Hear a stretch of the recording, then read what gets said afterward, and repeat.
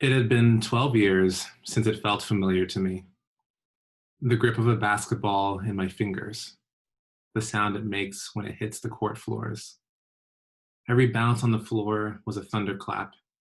Every time the ball returned to my hands was electric. In a moment of solitude, I stood there on the court alone, shooting and making shots, shooting and missing the mark completely. At times it was beautiful. Most of the time, though, it was messy.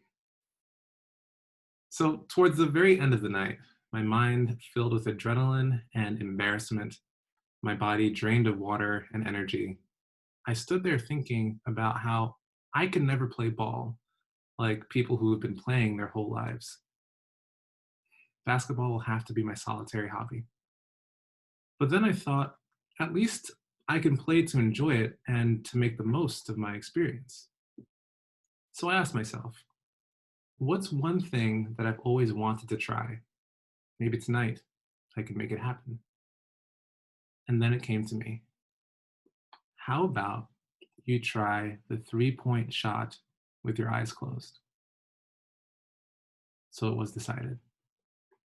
I slowly made my way over to the 3-point line. Bounce, catch, bounce, catch. I looked up at the hoop. I closed my eyes, and my body fell into a familiar choreography as my arm pushed the ball against gravity and with a finger roll released it skyward. And as that ball sliced through the air, my eyes began to open, and they opened wider as the ball gently and smoothly landed right into the hoop. What I had just witnessed was a miracle. And as if that wasn't enough, I dared to test destiny again. And so I did it again. I took the ball, closed my eyes, but then again, the miracle reappeared right before me, over and over. What happened that evening mostly remains on that court, but what I've learned since then continues to stay with me in other arenas of my life. Because when I reflect on it, I realize that part of what I was experiencing on the court was learning to give myself up to wisdom. That my brother, who was a stellar basketball player, taught me as a child perfect skill and perfect form when it came to shooting a basketball. But often when I missed, it was because on my way to taking the shot, I would divert my attention away. And instead, I would place my attention on what could go wrong and everything that can go wrong. The fears, the worries, the doubts, they all came rushing in. By the time I would shoot the ball had become a stone filled with my fears. And my worries and my doubts became my new reality. For me, this is not only something that happens on the court, but happens throughout my life, at times holding me back from fulfilling my dreams and my promises. I believe that this is something that many of us have experienced. For me, that moment on the basketball court showed me that perhaps not all was lost.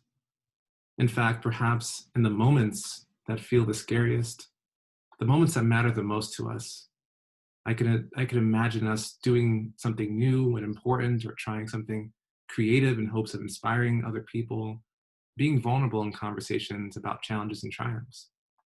Or if I look into my own life, I think about starting grad school after 4 years of near failure during my undergrad years, or saying yes to public speaking opportunities when I haven't yet found the words, or even starting a new friendship in the middle of one of my darkest depressions. In moments like these and more, there's wisdom that we can lean into. Sometimes that wisdom will come from acquired skills, knowledge, and stories we hear, like the stories that we've heard tonight. Sometimes that wisdom will come from intuition, instinct, and simply the inspiration that we find. So, this, I believe, in the moments where we are going to take that next small, scary, and significant step towards something that's important to us, I believe that it's worth it to close our eyes so that we can stop looking for our fears and start seeing the wisdom in front of us.